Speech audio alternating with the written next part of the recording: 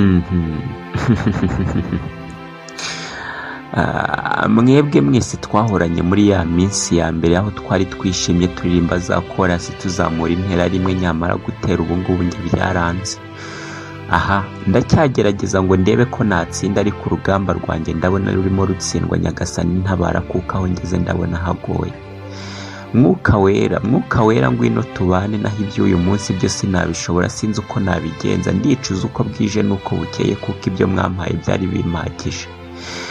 Aha narasomaga nkabyumva, natera ijwi rikazamuka, none ubu ndatera bikanga. Niba ari uko maze kugira byinshi binsika umutima, sinzi uko nabisobanura. Warambwiye ngo amagambo y'amanjwe nyazibukire, za ndirimbo z'agahinda nzibagirwe, none ubu ndabona ari byo binziritse. None se ubu ndagirane?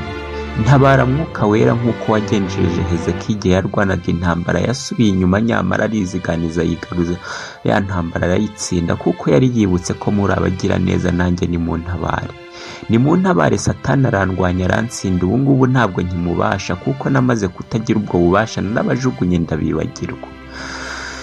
Aha nimuntabare munkure muri aka kaga, kuko ndabona ntakirya ngo mpage, kuko struggle z'ubuzima zo ziracyari nyinshi. Umutima wanjye uracyatsitse, ibibazo biracyari byose.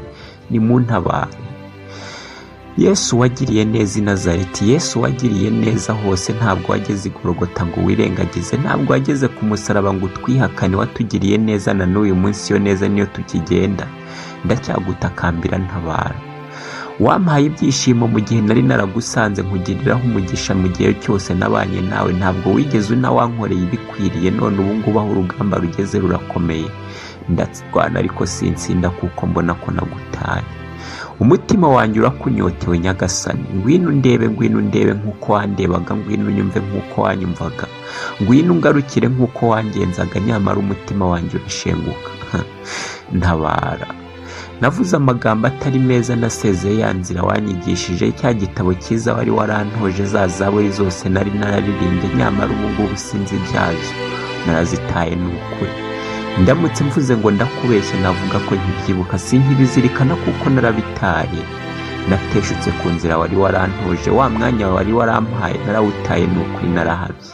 Icyaha ndacyemera, ubu ndapfukamye, ahubwo ndasaba imbabazi, mbabarira ugarukire. Yaha, aka gatotsi ka kandi karacyantuye, wa mwijima ubu ngubu niwo unyuzuye. Ntabwo nkishaka kuba hafi yawe, kuko ngifite amasoni yawe. Ntabara kuko